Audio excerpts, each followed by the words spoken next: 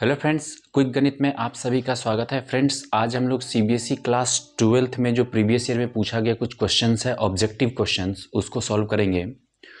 उसमें एक क्वेश्चन है, the function F x cube plus 3x is increasing in interval minus infinite से 0, 0 से इन्फाइनाइट, रियल नंबर और 0 to 1।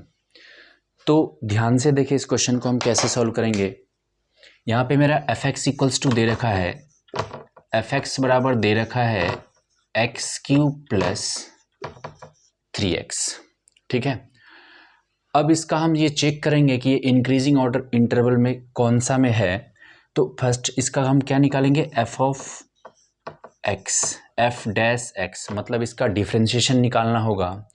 और x के पावर n का डिफ्रेंशिएशन होता है n x के पावर n-1।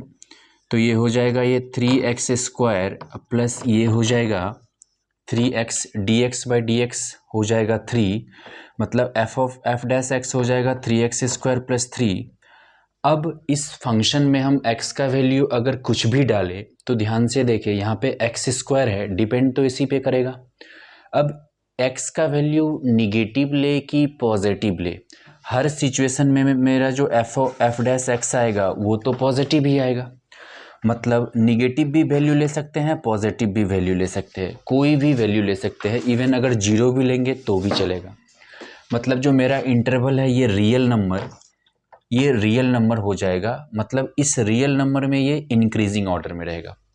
अब हम क्वेश्चन नंबर 2 देखेंगे। क्वेश्चन नंबर 2 हम लोग देखेंगे फ्रेंड्स।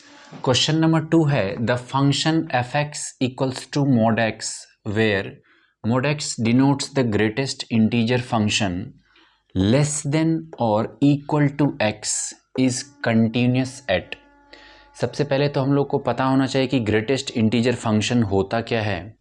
तो अगर हम ग्राफ की मदद से देखें तो ग्रेटेस्ट इंटीजर फंक्शन का ग्राफ कैसे बनता है,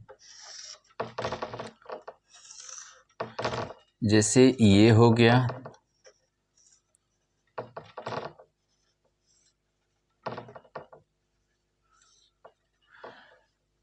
कंटिन्यूस फंक्शन किसको बोलते हैं। अगर हम पेन बिना उठाए किसी फंक्शन का ग्राफ बना रहे हैं तो ये फंक्शन कंटिन्यूस होगा।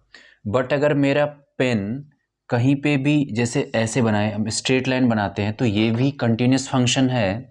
लेकिन अगर हम ऐसे और फिर उसके बाद दूसरा कोई फंक्शन को हम दिखाए तो ये पेन उठ गया, मतलब ये डिसकंटिन्यूस फंक्शन होगा, ये दोनों आपस में। लेकिन ये स्ट्रेट लाइन अगर बात करें एक सिंगल एक इक्वेशन का, तो वो फंक्शन जो भी होगा वो कंटिन्यूस होगा। ग्रेटेस्ट इंटीजर फंक्शन का ग्राफ ये होता है, यहाँ पे यहाँ से लेके यहाँ तक, इस बीच में तो ये कंटिन्यूस होता है, बट इस पॉइंट पे और इस पॉइंट पे ये डिसकंटिन्यूस होता है। तो याद रखना है कि कोई भी ग्रेटेस्ट इंटीजर फंक्शन जो है वो इस इंटरवल में क्या होता है, कंटिन्यूस होता है, लेकिन इस पॉइंट पे ये डिसकंटिन्यूस होता है। तो x इक्वल्स टू एग्जैक्टली 1 पे ये डिसकंटिन्यूस होगा। 1.5 1 और 2 के बीच में आएगा, यानी कि ये 1 और 2 के बीच में आएगा। मान लेते हैं अगर इसको 1 और ये 2, तो 1 और 2 के बीच में जो भी नंबर आएगा उस पॉइंट पे ये ग्रेटेस्ट इंटीजर फंक्शन कंटिन्यूस होगा। That means x equals to 1.5 पे ग्रेटेस्ट इंटीजर फंक्शन ये क्या हो जाएगा, कंटिन्यूस होगा। ठीक है, अब हम लोग क्वेश्चन नंबर 3 की ओर बढ़ते हैं और क्वेश्चन नंबर 3 फ्रेंड्स हम लोग देखेंगे। क्वेश्चन नंबर 3 है, if x equals to a cos 4t plus b sin 4t, तो D square X by D T square क्या होगा। D square X by D T square का मतलब डबल डिफ्रेंशिएशन है। तो मेरा x इक्वल्स टू यहाँ पे क्या है, x इक्वल्स टू है a cos 4t plus b sin 4t। जब इसका हम डिफ्रेंशिएशन करेंगे, dx बाई डी टी निकालेंगे जब, तो इसका अलग डिफ्रेंशिएशन हो जाएगा d a cos 4t by D T प्लस d b sin 4t by dt, दोनों फंक्शन का अलग अलग डिफ्रेंशिएशन निकालना पड़ेगा। और हम जानते हैं कि cos x का डिफ्रेंशिएशन होता है माइनस साइन x, और साइन x का डिफ्रेंशिएशन होता है cos x। लेकिन x के जगह पे यहाँ पे क्या है, 4t है, मतलब इसको ऐसे करना पड़ेगा, a तो कांस्टेंट है, कांस्टेंट बाहर आ जाता है, ये हो जाएगा d cos 4t by d 4t into D 4t by dt।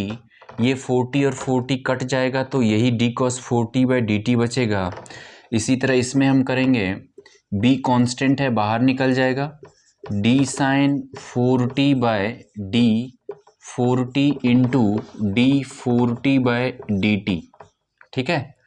अब हम जानते हैं कि cos का क्या होता है, माइनस साइन, तो a इंटू इसका क्या हो जाएगा, minus sign 4t into 4t का क्या हो जाएगा, 4t का dt बाई dt होता है 1, तो 4 बाहर निकल जाएगा, तो 4 into 1 plus b into sine theta का होता है cos थीटा, तो यहाँ पे क्या हो जाएगा, cos 4t इंटू 4t का फिर यहाँ से क्या हो जाएगा 4 इंटू 1, मतलब ये क्या हो जाएगा मेरा minus 4a sign 4t plus 4b cos 4t। ये मेरा आ गया dx बाई dt। अब इसको एक बार फिर से डिफ्रेंशिएशन करेंगे। यहाँ पे अगर हम D square X by D T square निकालेंगे इसका, तो क्या हो जाएगा, सभी अलग अलग फंक्शन का डिफ्रेंशिएशन होगा, तो ये जो कांस्टेंट है ये तो बाहर निकल जाएगा, तो ये क्या हो जाएगा minus 4a D sine 4t by D T plus 4b बाहर आ जाएगा, D cos 4t by D T. अब ध्यान से देखें, फिर से साइन 4t का डिफ्रेंशिएशन क्या होगा, 4 cos 4t minus 4 cos 4t, क्योंकि सॉरी साइन थीटा का क्या होता है cos थीटा, तो इस साइन थीटा का क्या हो जाएगा cos 4t और 4 बाहर आ जाएगा, तो 4 इंटू 4 क्या हो जाएगा 16, तो ये क्या हो जाएगा minus 16a cos 4t plus, इसमें भी वही हो जाएगा, cos का होता है माइनस, तो ये क्या हो जाएगा minus 4 into 4 4b into 4 sign 4t। ठीक है, ये इसका डबल डिफ्रेंशिएशन हो जाएगा। पहले हमने dx बाई dt निकाला, फिर जब dx बाई dt आया उसका फिर से डिफ्रेंशिएशन किया, तो साइन 4t का फिर से क्या हो जाएगा cos 4t, और 4 मल्टीप्लाई में बाहर आ जाएगा, क्योंकि ये 4 क्या है कांस्टेंट है, यहाँ पे जो d 4t बाई dt करेंगे तो ये 4 फिर से बाहर आ जाएगा, तो 16a cos 4t, और यहाँ पे हो जाएगा 4 इंटू 4 16b साइन 4t। ठीक है, थैंक यू।